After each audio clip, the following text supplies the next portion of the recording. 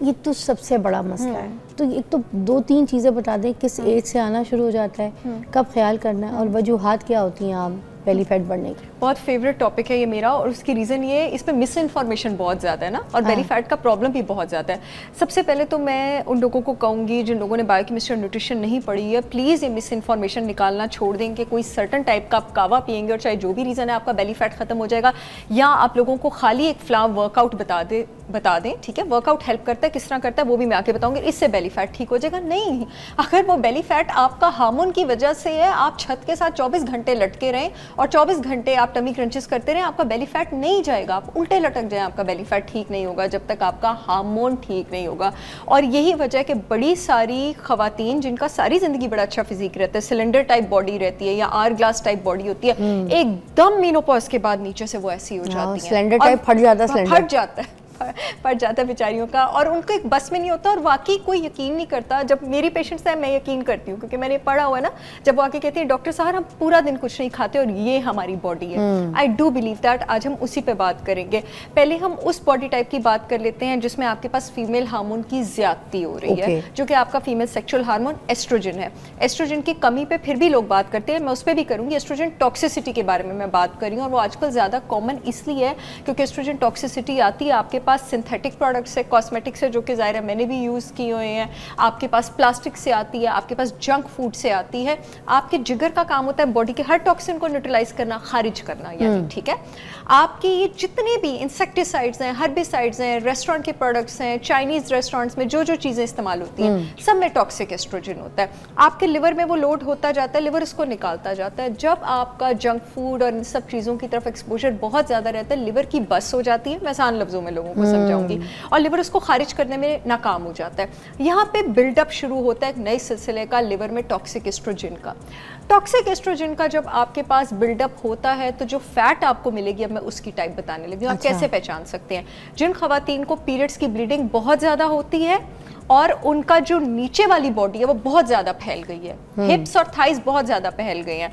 Pear shaped body होना सारी जिंदगी एक अलग चीज़ है। पियर शेप्ड बॉडी आपके पास होती है कि आपका नीचे वाला, जनरली बचपन से एक टेंडेंसी होती है कुछ लोगों की कि उनके हिप्स और थाइज मोटे होते हैं, अपर बॉडी उनकी पतली होती है। अगर आपकी पियर शेप बॉडी भी रही है ना, लेकिन सडनली एकदम ऊपर से आप स्मॉल साइज और नीचे से आप लार्ज एक्स्ट्रा लार्ज हो गए हैं, ऐसा होता है, और ऊपर वाला पेट नहीं निकला हुआ, सिर्फ ये नीचे वाला पेट निकला हुआ है, लेकिन ये बैलून की तरह नहीं निकला होगा, ये ऐसे नीचे की तरफ को गिरा होगा, ठीक है, फॉल कर रहा होगा, नीचे की तरफ को गिरा होगा, सिर्फ ये वाला हिस्सा गिरा होगा। तो ये आपकी एस्ट्रोजन टॉक्सिसिटी है, इसको यहीं पे पकड़ें, वरना आफ्टर 52, नॉर्मली आफ्टर 52 आपकी ओवरीज रिटायर हो जाती हैं और एस्ट्रोजन बनाना टोटली छोड़ देती हैं। चाहे आपको मेनोपॉज हो भी जाए ना, ओवरी थोड़ा थोड़ा बना रही होती है, 52 की एज में बिल्कुल छोड़ देती है, फिर उस वक्त नहीं ये कंट्रोल होनी, जो ये वाली बॉडी हो जाएगी वो बहुत बुरी। अब इसको आपने कंट्रोल कैसे करना है? एस्ट्रोजन टॉक्सिसिटी में आप टोटली वेजिटेरियन हो जाते हैं, क्योंकि टॉक्सिक एस्ट्रोजन को आपके पास जो केमिकल जिस्म से निकाल सकता है वो है डिम। डिम इज डाइंडोलाइल मीथेन। डाइंडोलाइल मीथेन हरी सब्जियों में होता है, खासकर क्रूसीफेरस वेजिटेबल में। बड़ा महंगा, जो लोग अफोर्ड कर सकते हैं, एक सिंथेटिक सप्लीमेंट मिलता है डिम का, उसकी 400 मिलीग्राम डोज आप डेली एम्प्टी स्टमक भी ले सकते हैं। 400 मिलीग्राम डिम से आप समझें कि आपने एक पूरा जो बड़ा डब्बा है ना वो हरी सब्जी का खा लिया सिर्फ एक टैबलेट में। अगर आप ले सकते हैं तो एक्सपेंसिव सप्लीमेंट होता है, ज़्यादातर लोग कराते भी इंपोर्ट ही हैं, जो लोग मंगवाएं। जो लोग नहीं कर सकते, परेशान होने की ज़रूरत नहीं है। ऑर्गेनिक ग्रीन पाउडर्स पाकिस्तान में बहुत अच्छी ब्रांड्स के मिलते हैं, आप ग्रीन पाउडर्स ले सकते हैं, आप हरी सब्जियां खा सकते हैं और अपने लिवर ग्रीन पाउडर्स में माचा वगैरह भी शामिल है? डेफिनेटली आ जाता है। ग्रीन पाउडर्स में मैं लोगों को बता दूं, स्वांजना पाउडर आ जाता है, करेला पाउडर आ जाता है, आंवला पाउडर आ जाता है, पालक बहुत अच्छी है इसके लिए। क्रूसीफेरस वेजिटेबल्स में कैबेज आ जाता है, पालक आ जाता है, केल आ जाता है, ब्रोकली आ जाता है। और अगर आपको ये वाला मोटापा है ना, तो लिवर का डिटॉक्स करना बहुत ज़रूरी है, क्योंकि लिवर का एक सिस्टम होता है, हमने पिछली एपिसोड में भी बात की थी, CYP450, वो डाउन गया होता है, वो ऊपर आता है जब लिवर डिटॉक्स होता है। एक बड़ी ज़बरदस्त चाइनीज़ हर्ब है मिल्क थिसल, जिसका आप सिंथेटिक सप्लीमेंट भी बहुत कॉमन है और पाकिस्तान की बहुत रिप्यूटेबल ऑर्गेनिक ब्रांड्स भी उसको बना रही हैं। एक तो मिल्क थिसल आपको इस्तेमाल करना है। लिवर किन किन चीज़ों से डिटॉक्स होता है मैं नाम बता देती हूँ। त्रिफला, त्रिफला आयुर्वेदा की हर्ब है। त्रिफला 3 आयुर्वेदिक हर्ब से, 3 चीजों का, 3 से बनती है, आंवला, हरड़, बेहड़। आंवला आप त्रिफला की सूरत में भी लेंगे, आंवला आप अलग से भी लेंगे। क्यों? लोग समझते हैं kinnow is the richest source of vitamin C on this planet, amla is the richest source of vitamin C on this planet. Vitamin C liver को डिटॉक्स करने के लिए, ओवरऑल बॉडी के एंटीऑक्सीडेंट फंक्शंस के लिए भी बहुत अच्छा होता है। फेनल, आंवला जो सूखा वाला होता है उसको भी पानी में अगर डाल के सुबह उसका पानी पी ले तो भी होती है डिटॉक्स? आंवला पाउडर लें आप फिजा, या किसी ने भी जिसने लेना है, और वो नीम गर्म पानी में उसको करना शुरू कर दे। जितनी भी खवातीन, मैं रोज सुबह ये करती हूँ। उसकी रीजन ये है कि मेकअप से, सिंथेटिक प्रोडक्ट से मजबूरी है, काम ऐसा है, एक्सपोजर ज्यादा है। तो जितने भी लोग, मैं तो कहती हूँ 35 जिन औरतों ने क्रॉस किया, स्टार्ट करें। Don't wait for bad things to happen, ठीक है? अच्छा, फेनल, सौंफ आपके पास आ गई, चुकंदर, बीट रूट, ये आपके पास लिवर को डिटॉक्स करता है। ग्रीन टी एक्सट्रैक्ट्स, ये आपके पास लिवर को डिटॉक्स करती हैं। दारचीनी, दारचीनी एक हमारी पाकिस्तानी भी, एक श्रीलंकन, जो सेलोन श्रीलंकन दारचीनी होती है ना, वो बड़ी, उसका बड़ा अच्छा लेवल होता है आपके पास लिवर को डिटॉक्स करने में, वो आप यूज़ कर सकते हैं। Coffee powder, black coffee powder, वो आप लिवर को डिटॉक्स करने में यूज़ कर सकते हैं। इंटरमिटेंट फास्टिंग करें। कॉफ़ी पाउडर जो है वो वही कॉफ़ी है ना? ब्लैक कॉफ़ी पाउडर, आप black coffee just like a coffee, right? बिल्कुल, एब्सोल्युटली, आप ब्लैक कॉफ़ी भी ले सकते हैं। आप अपने लिवर को डिटॉक्स करें, आप इंटरमिटेंट फास्टिंग करें, आप वेजिटेरियन हो जाएं।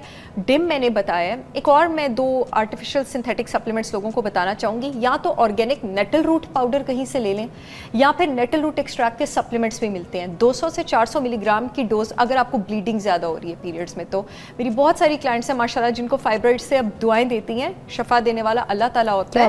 डिम, कैल्शियम ग्लूकोरेट और नेटल रूट, मैजिकल कॉम्बिनेशन है ये। किस चीज़ के लिए बता रही थी आप? ये मैं एस्ट्रोजन टॉक्सिसिटी के लिए बता रही थी। अब मैं बता दूं कि उसकी वजह से हो क्या क्या सकते हैं। काइंड ऑफ बेली फैट तो मैंने बता दिया।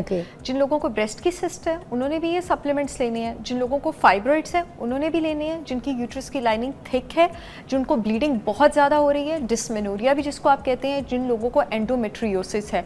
एस्ट्रोजन टॉक्सिसिटी से ही अल्टीमेटली खुदा ना खास्ता फिर आगे जाके ब्रेस्ट कैंसर भी होता है, फाइब्रॉइड्स और यूट्राइन कैंसर भी होता है, ठीक है? डिम, डाइंडोलाइल मीथेन 400 मिलीग्राम डेली एम्प्टी स्टमक, इसका कोई साइड इफेक्ट नहीं होगा। ये मैं आप लोगों को 3 महीने की डोज बता रही हूँ। कैल्शियम ग्लूकोरेट, ये ग्लूकोरेट है, ये वो हड्डियों वाला कैल्शियम नहीं है, ये एस्ट्रोजन को बैलेंस करने वाला कैल्शियम है। ये टोटली डिफरेंट सॉल्ट है, GLUCARATE।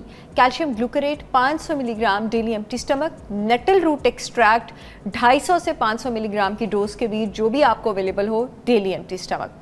एक extra version cod liver oil supplement आप लेंगे। कॉड लिवर ऑयल में विटामिन ए होता है, डी होता है, ओमेगा 3 फैटी एसिड्स होते हैं, आपकी बॉडी को सपोर्ट करेंगे स्ट्रेस से डील करने के लिए। स्किन के लिए भी अच्छा होता है, बहुत अच्छा होता है, बालों के लिए बहुत, हड्डी इम्यूनिटी, कॉड लिवर ऑयल पे भी बड़ी बात इंशाल्लाह हो सकती है। पूरी सर्दियां तो मेरे ख्याल से बहुत अच्छा होता है, बहुत अच्छा। मैं पूरा साल लेती हूँ नाश्ते के साथ रोज सुबह कॉड लिवर ऑयल जी। एक विटामिन ई आप, अच्छा ब्लीडिंग चाहे आपको पीरियड्स की कम हो चाहे ज़्यादा हो, विटामिन ई हर हार्मोनल फैट वाले ने लेना होता है। उसका रीज़न क्या है? आपके जो दिमाग का मास्टर ग्लैंड है, इसको मेडिकल लैंग्वेज में पिट्यूटरी ग्लैंड कहा जाता है। विटामिन ई अगर कम हो तो पिट्यूटरी ग्लैंड से वो स्टिमुलेटिंग हार्मोन्स नहीं निकलते जो ओवरी से जाके जो मेन सेक्सुअल हार्मोन्स है एस्ट्रोजन, उसकी प्रोडक्शन को रेगुलेट करें। अच्छा, ये पिट्यूटरी आपके पास 2 हार्मोन निकालते हैं, LH और FSH, ल्यूटेनाइजिंग हार्मोन और फॉलिकल स्टिमुलेटिंग हार्मोन। आप लोगों ने अपनी हार्मोनल रिपोर्ट्स में अक्सर देखा होगा LH और FSH, जिन लोगों ने औरतें करवाई लेती है जिंदगी में कभी, ठीक है? ये विटामिन ई के बगैर इनकी सिक्रीशन रेगुलेट नहीं हो सकती। पूरा फीडबैक लूप खराब हो जाता है। अब जिन लोगों की एस्ट्रोजन कम होता है वो कैसे पहचानेंगे? क्योंकि एस्ट्रोजन ज्यादा है तो भी मूड खराब होगा, एस्ट्रोजन कम है तो भी मूड खराब होगा, ठीक है? एस्ट्रोजन कम वालों को पीरियड्स की ब्लीडिंग कम होती है और उनका गंजपन स्टार्ट हो जाता है। अच्छा। ये थोड़ा सा डिफरेंस है। एक और डिफरेंस, उनको विजाइनल ड्राइनेस होती है और ब्रेस्ट एट्रोफी हो जाती है। मेरे पास ऐसी पेशेंट्स आती है जिनकी ब्रेस्ट का साइज कम हो जाता है, प्रॉपर कम हो जाता है पहले से। ये इसका मतलब है कि आपके पास एस्ट्रोजन कम हो रहा है। मोटापा यहाँ पे भी वही होगा जो एस्ट्रोजन टॉक्सिसिटी वाला होगा। आप पहचानेंगी कैसे? आपको साथ गंजपन भी हो रहा है, आपको विजाइनल ड्राइनेस हो रही होगी, decrease sexual appetite, decrease libido, sexual desire कम होगी, आपकी छाती आपकी छोटी हो जाएगी और आपकी पीरियड्स की ब्लीडिंग कम होगी। मोटापा वही वाला होगा। अब यहाँ पे आपने क्या करना है? एस्ट्रोजन का जो स्ट्रक्चर है ना, उसका जो न्यूक्लियस है वो बनता है कोलेस्ट्रॉल से। यहाँ पे आपने वेजिटेरियन डाइट नहीं लेनी, दबा के गोश्त खाना है और चर्बी वाला गोश्त खाना है और कीटो डाइट पे आपने आ जाना है। अंडे की जर्दियाँ खानी है, नट्स खाने हैं, नारियल का तेल, देसी घी, गोश्त की चर्बी, चिकन, बेशक वो जो फैट होता है दुम्बे वाला फैट, उसमें पका पका के आप खाने खाएं, लेकिन आपने दोनों सिचुएशंस में ना मीठा लेना है, ना तला हुआ लेना है, ना आपने गंदम लेना है, ना आपने दूध लेना है। ये आपने दोनों सिचुएशंस में नहीं लेना। डेयरी का भी इस्तेमाल नहीं, डेयरी का बिल्कुल इस्तेमाल नहीं करना। और जब आपको एस्ट्रोजन टॉक्सिसिटी होती है ना, उसकी पहचान ये भी आपको डेयरी की क्रेविंग होती है। डेयरी की हो, आइसक्रीम की और इन चीज़ों की जिन लोगों को क्रेविंग होती है ना, और आपका यहाँ से मोटा आप टॉक्सिसिटी की तरफ जा रही हैं, ये मैं आप लोगों को बड़े बड़े साइंटिफिक हैक्स बता रही हूँ जिस पर बहुत लंबी बात हो सकती है। अच्छा, इस तरह आप अपना पहचान लेंगी और इस तरह आप अपनी डाइट, इंटरमिटेंट फास्टिंग दोनों में मैंडेटरी है। अच्छा, लिवर डिटॉक्स आपने दोनों में करना है। जो जड़ी बूटी आपने कम एस्ट्रोजन में लेनी है वो आपने शतावरी लेनी है, और अभी जिसकी हम ब्रेक में भी बात कर रहे थे, ये मीनोपॉजल औरतों में होता है ज़्यादातर। मीनोपॉज होता है ना, एस्ट्रोजन ख़त्म हो जाता है, वो जिस्म के लिए एक बहुत बड़ा धक्का होता है। फिर जिन औरतों ने अपने स्ट्रेस लेवल्स का और एड्रीनल ग्लैंड का ख्याल नहीं रखा होता ना, उनका जिस्म इसको बर्दाश्त नहीं कर सकता, उन औरतों का मीनोपॉज बहुत सख्त होता है। और मेरे पाकिस्तान में बेचारी सारियों का ही सख्त होता है, क्योंकि किसी को भी अपना ख्याल नहीं रखना आता। तो वो आप गुड फैट लें, आप शतावरी जड़ी बूटी लें, आप अश्वगंधा लें, इसके साथ गुलाब की पत्तियों की चाय लें। आप गुलाब की पत्ती जो है ना, वो आपके पास दिमाग में एक न्यूरोट्रांसमीटर होता है टायरोसिन, न्यूरोट्रांसमीटर नहीं सॉरी अमाइनो एसिड होता है टायरोसिन। टायरोसिन हमारे दिमाग का जो मूड रेगुलेटिंग न्यूरोट्रांसमीटर है, सेरोटोनिन उसको बनाता है।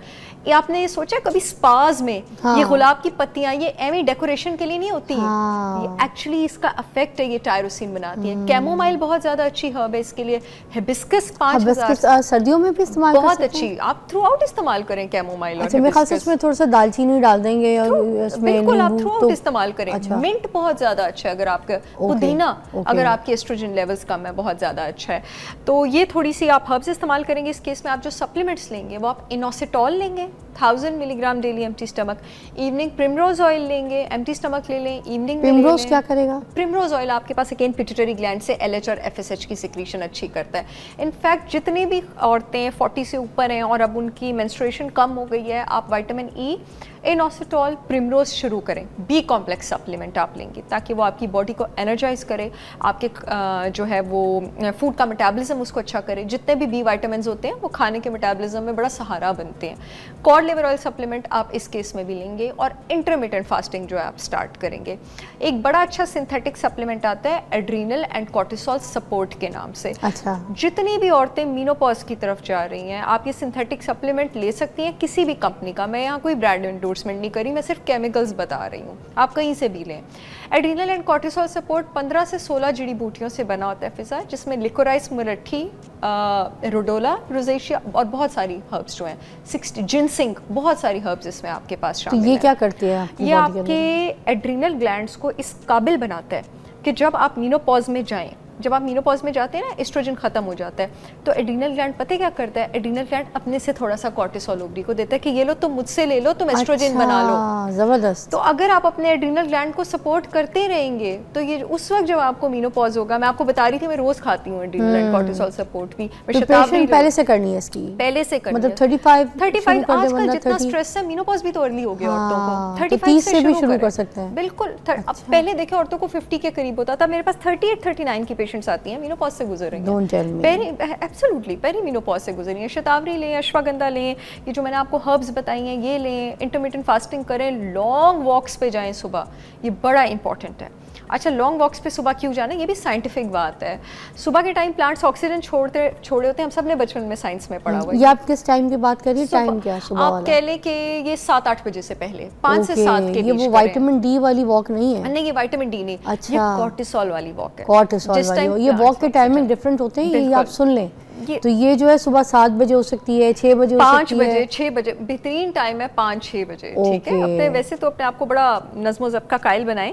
सुबह के टाइम प्लांट्स ऑक्सीजन छोड़ रहे होते हैं, हम सब ने पढ़ा हुआ है, रात को कार्बन डाइऑक्साइड छोड़ते हैं। जब प्लांट्स ऑक्सीजन छोड़ते हैं ना, आप वॉक करते हैं, तो आपका इंसुलिन भी नीचे जाता है और आपका कॉर्टिसोल भी नीचे जाता है। औरतों में इंसुलिन अगर ऊपर जाएगा ना, इसलिए मैं कार्बोहाइड्रेट और जंक फूड से मना कर रही हूँ, क्योंकि कॉन्टिन्यूस इंसुलिन स्पाइक मिलेगा।